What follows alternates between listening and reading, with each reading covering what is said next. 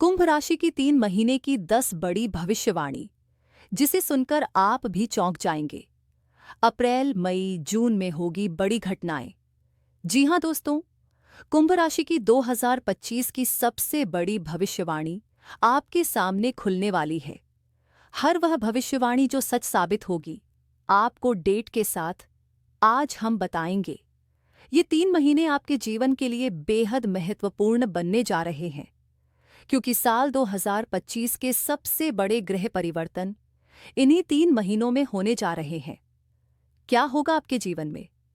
कौन से बदलाव लाएंगे खुशखबरी और कौन से देंगे आपको परीक्षा की घड़ी? दोस्तों, यही वह वक्त है जब देवगुरु बृहस्पति 15 मई को राशि परिवर्तन करेंगे, जो साल में सिर्फ एक बार होता है।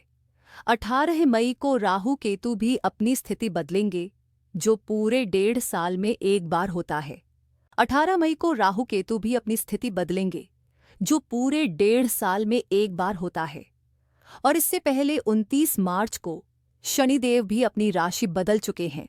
यानी एक के बाद एक ऐसे ग्रहों की चाल बदलेगी जो सीधे आपकी किस्मत की दिशा बदलने की ताकत रखते हैं।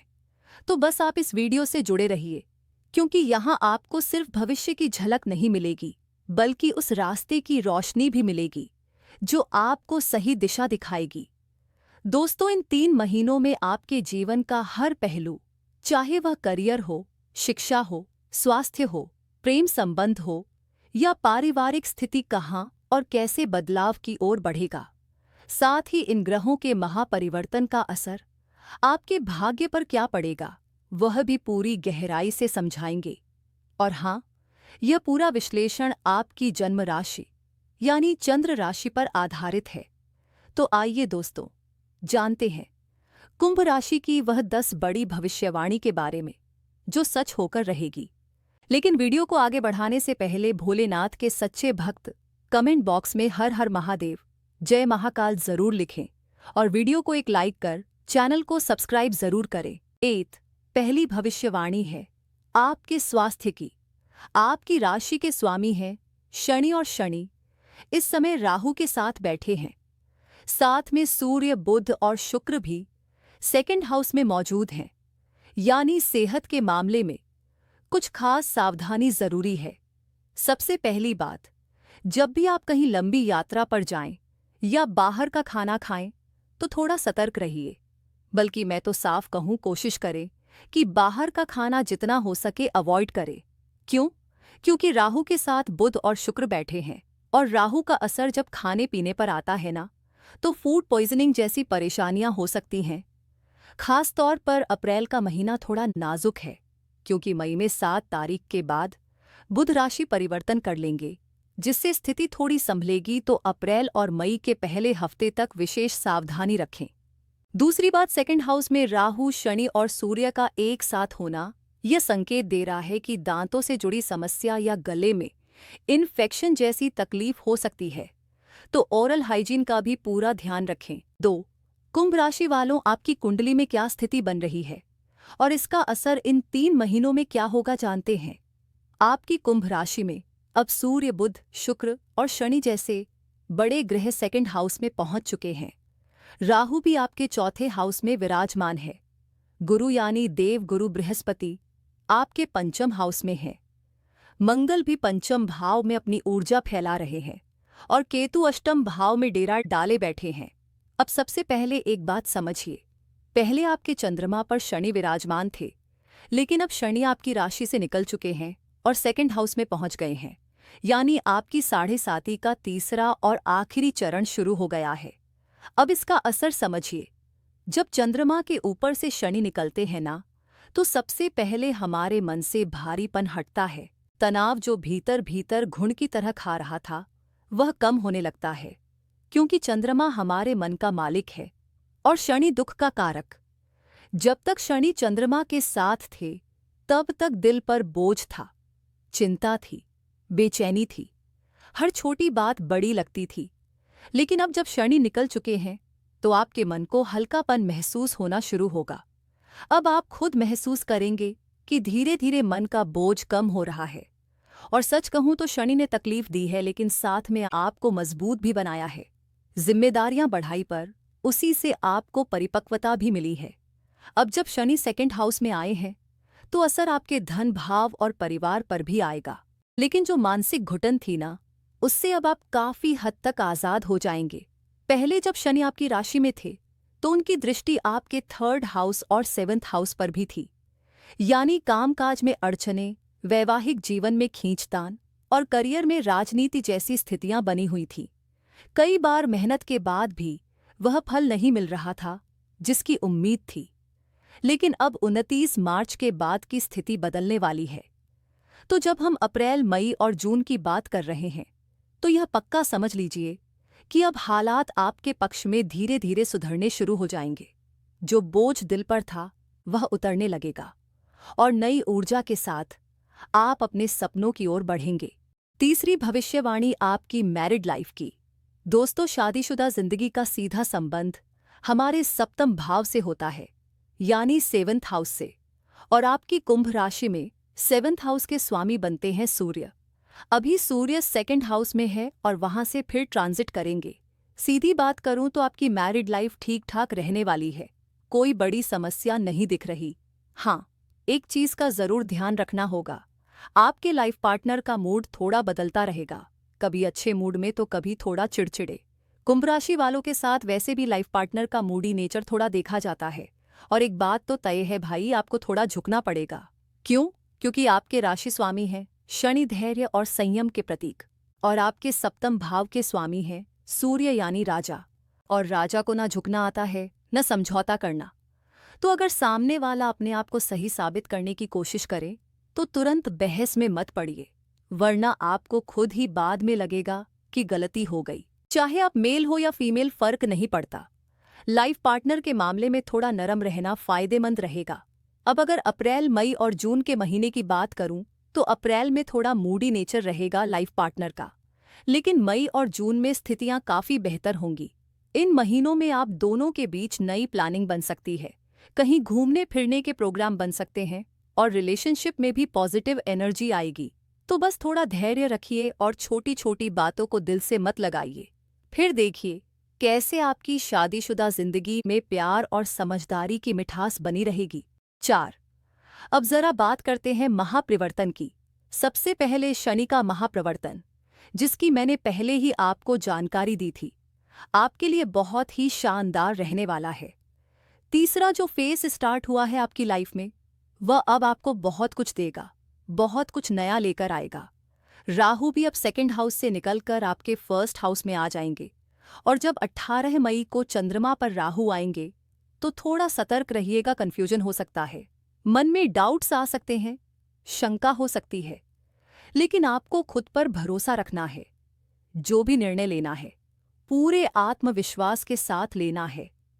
मन के भ्रम को हावी मत होने देना। साथ ही केतु भी सेवंथ हाउस में आएंगे, इसलिए पार्टनरशिप में आंख मूंदकर भरोसा करना सही नहीं रहेगा। कोई भी डेली इनकम से जुड़ी चीज हो, लेन देन हो, सोच समझकर। अब आते हैं सबसे बड़े बदलाव पर, बृहस्पति का प्रवेश आपके पंचम भाव में 15 मई को।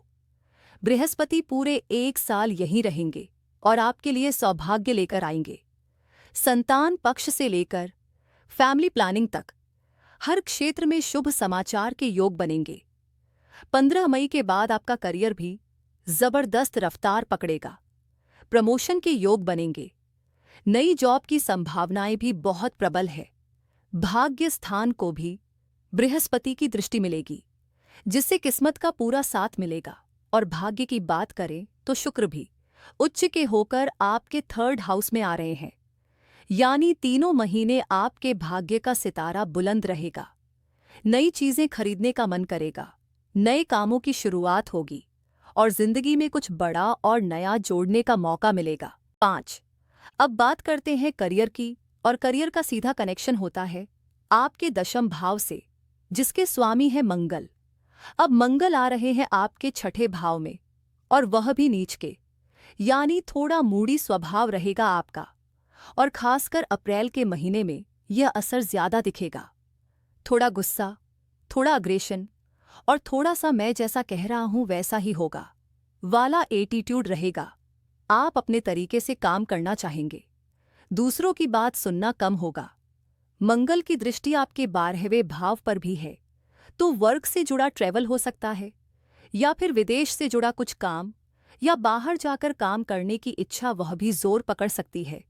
अप्रैल में थोड़ा मन भटकेगा काम को लेकर, ऑफिस में मन नहीं लगेगा, या फिर टीम के साथ तालमेल थोड़ा गड़बड़ रह सकता है। लेकिन जैसे ही मई शुरू होगा, खासकर मिड मई के बाद, चीजें एकदम से पॉजिटिव मोड लेंगी। अगर आप विदेश जाना चाहते हैं, करियर में बदलाव चाहते हैं, ट्रांसफर या नई जॉब के बारे में सोच रहे हैं, तो मई और जून आपके लिए बेस्ट टाइम है। बदलाव होगा और पॉजिटिव दिशा में होगा। हाँ, एक चीज और, क्योंकि मंगल नीच के हैं, तो करियर में आपको शिकायतें झेलनी पड़ सकती हैं। या तो सीनियर से कोई नाराजगी रहेगी, या फिर आप खुद अपने से ऊपर वालों से संतुष्ट नहीं रहेंगे। लेकिन इतना याद रखिए, काम मिलेगा और आप उस काम को कर भी लेंगे। तो कुल मिलाकर करियर की स्थिति 70% से 80% तक आपके फेवर में रहेगी। और मई से जून में तो जिंदगी में नया पन्ना खुलने के पूरे पूरे योग हैं। 6 चलो अब थोड़ा प्रेम और प्यार की भी बात कर लेते हैं। आपका लव रिलेशन, उसमें जो हलचल थी, जो बेचैनी थी, वह अब धीरे धीरे कम होगी। अगर काफी टाइम से आप किसी के साथ रिलेशन में हैं और आपको लग रहा था कि पार्टनर थोड़ा डोमिनेट कर रहा है, छोटी छोटी बातों पर गुस्सा कर रहा है, चिड़चिड़ा हो रहा है, तो उसका कारण था मंगल का 5वें भाव में रहना। लेकिन अब अप्रैल, मई और जून तीनों महीनों में चेंज आएगा, और वह चेंज पॉजिटिव रहेगा। आपके रिश्ते में मिठास लौटेगी। हाँ, एक बात का बहुत ध्यान रखना है, शनि और सूर्य अभी आपके दूसरे भाव में है, और अप्रैल के 14 से 15 तक सूर्य राहुशनि का मेल रहेगा। इसलिए अप्रैल के 14 से 15 तक अपनी वाणी पर कंट्रोल रखना। फिर मई में भी थोड़ा ध्यान देना है।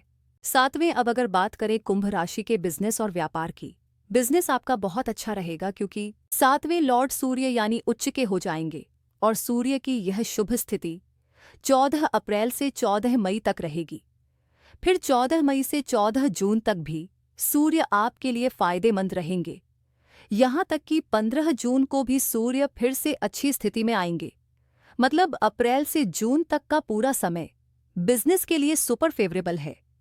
7th लॉर्ड की मजबूती व्यापार में आपको बड़ी सफलताएं दिला सकती है। कोई बड़ा आर्डर मिल सकता है, कोई बड़ी डील फाइनल हो सकती है, या फिर व्यापार में कोई ऐसी उपलब्धि हासिल हो सकती है जिसका सपना आप लंबे समय से देख रहे थे। हाँ, मेहनत तो करनी ही पड़ेगी, क्योंकि 7.5 का समय है, और 7.5 में एफर्ट्स के बिना कुछ भी नहीं मिलता। 8 अगर हम बात करें कुंभ राशि के विद्यार्थियों की, तो अप्रैल, मई और जून का समय आपके लिए कैसा रहेगा? देखिए दोस्तों, पंचम भाव से पढ़ाई को देखा जाता है, और पंचम भाव में अप्रैल में मंगल का प्रवेश होगा। 5 अप्रैल से मंगल पंचम भाव में आएंगे। साथ ही बुध, शुक्र और सूर्य की भी अच्छी स्थिति रहेगी। तो पढ़ाई के लिए यह समय बहुत पॉजिटिव रहेगा, खासकर 14 अप्रैल से 14 मई के बीच। अगर आपका कोई गवर्नमेंट एग्जाम है, तो वह समय आपके लिए गोल्डन पीरियड रहेगा, क्योंकि सूर्य होंगे उच्च के। आपकी राशि से 3rd हाउस में सरकारी परीक्षा हो या कोई भी अन्य एग्जाम, 14 अप्रैल से 14 मई तक का समय आपके लिए बहुत अच्छा रहेगा। अब एक छोटी सी चेतावनी, बुध और शुक्र के साथ राहु भी बैठे हैं 18 मई तक, तो मन में कभी कभी डायवर्जन आ सकता है। मन पढ़ाई से हटकर दूसरी तरफ जा सकता है, जैसे रिलेशनशिप, फ्रेंड्स, सोशल मीडिया वगैरह की तरफ। तो इस दौरान थोड़ा अपने मन पर कंट्रोल रखना, अपनी फोकस्ड एनर्जी को पढ़ाई पर लगाना बहुत ज़रूरी रहेगा। अगर आप थोड़ा भी ध्यान से पढ़ाई करोगे, तो अप्रैल, मई, जून तीनों महीने आपके लिए 7 से 80% तक बेहतरीन रिजल्ट लेकर आएंगे। जून में भी शुक्र का परिवर्तन आपके 4थे भाव में होगा, जो आपके माइंड को और ज्यादा शांत करेगा और पढ़ाई में स्थिरता और ग्रोथ देगा। दोस्तों, जानकारी उपयोगी लगी हो तो कमेंट बॉक्स में जरूर बताएं। हर हर महादेव।